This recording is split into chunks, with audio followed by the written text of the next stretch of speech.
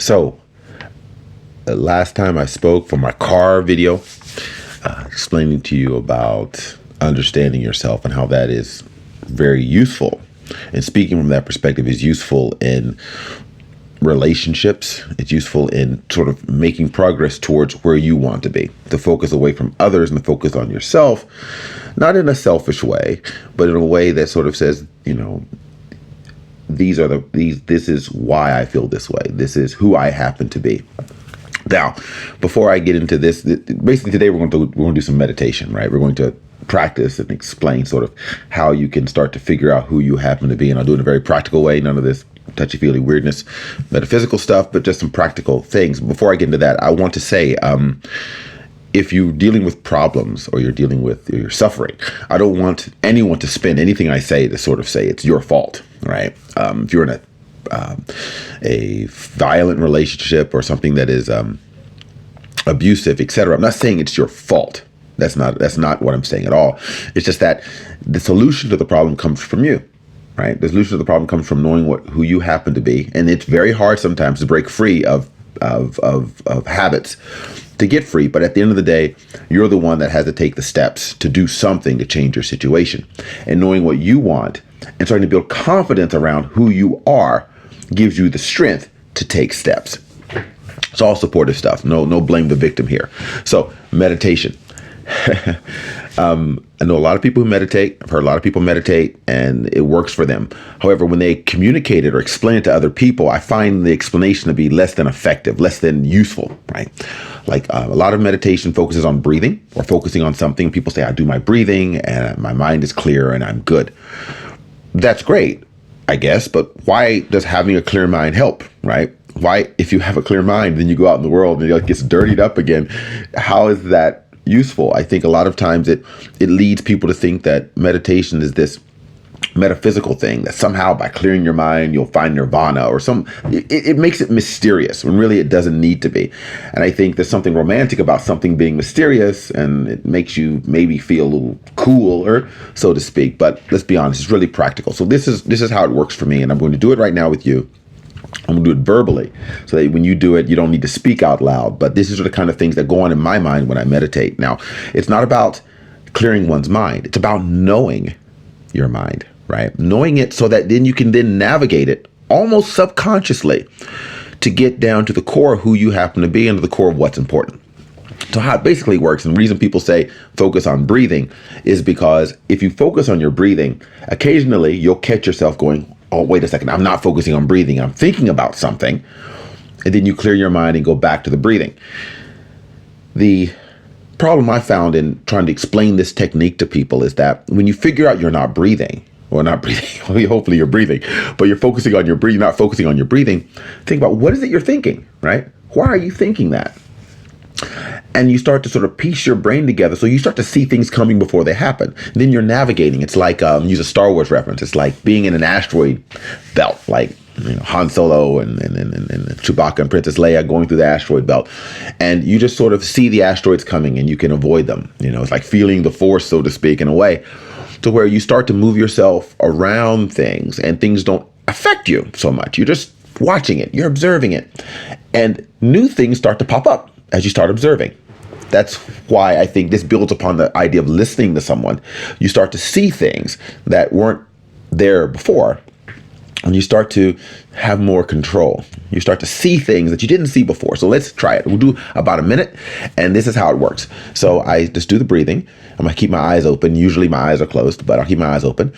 I'm breathing, focusing on the breathing, listening to it, feeling how it feels in my body, just focusing on that, because usually you clearly can't think if you're focusing on the breathing. You might think the words up and down or in and out, but nothing's in your mind. But then as you're breathing and see you calm down, you might get a picture of something. It might be your office. It might be some problem. It might be food. It might be something you need. So with me, today I don't have anything to do other than play with my kids. I'm thinking of, how do I feel my day? How do I feel my day? So I'm like, okay, why am I thinking that? Literally, why do I have to fill up my day, right? I'm like, well, I have to be doing something. Why do I have to be doing something? Don't know. Why'd I have to be doing something? Okay, go back to breathing. Go back to breathing. Okay. Hear the birds outside. Now I'm thinking about maybe driving or playing my guitar. Why am I thinking that? Do I want to play guitar? No. Well, yeah, I do, but I want to do things again. Okay, fine, do things. If I do nothing, what happens? Nothing, I just relax. Could be posting a YouTube video. That could be useful. Is that important to me? Maybe. Why is it important to me? But I like coaching. Yeah, I like helping. Yeah. Okay, that might make me feel good. And it helps me. It's good practice. Okay. So let's stop for a minute. In my meditation, what crossed my mind were several instances of I need to be doing something, some anxiety.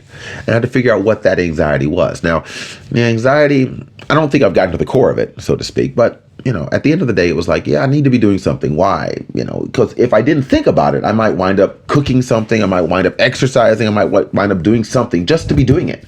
But I analyzed it. I'm like, okay, what kind of things do I want to be doing? What kind of things are important? I don't know. Let's go back to thinking again. Then the thought came back again. I'm like, okay, doing something. And I visualized, my brain saw me uploading one of these videos that I'm making to you. And the result of that was, okay, is that important? Is it really important that I do it? The answer to that's not really important. But coaching and helping is something that makes me feel like I'm building my own skill set. I'm building a talent and a useful skill, I guess you'd say. And it helps me proceed forward where I wish to go. And that's not bad, right? That's not bad. Now, keep doing this. Do it for about 30 minutes. I've gotten to the point of doing about 30 minutes. More than 30, I don't find very useful for me, at least. And less than 30, I don't feel like I've made enough progress. Start doing that, and you start to figure out, okay, these are the kind of things that not only you want to do, but you start to catch these thoughts before they come up, before they obsess you. Example, if I don't meditate, I may be just subconsciously just doing stuff, getting busy in the day, not thinking. And at the end of the day, I'm like, what did I do for me? What did I do for anyone else? What kind of progress did I make? And I don't know because I wasn't thinking about it. To the point to where I can catch it and go, okay, I feel anxious now. Why? Okay, is that something I should be responding to? Sure. Or no. Or need to focus on something else. You start to catch it. You start to see things. You start to see patterns in your brain. And then you can start managing yourself. And then you can start managing the world around you and start managing your destiny, if for lack of a better word. So that's how meditation comes into the mix. If you're in a difficult relationship, you're trying to find solutions for it. You're trying to find hope. You're working, job issues, life issues. Understanding yourself is key. So okay, where do I want to go?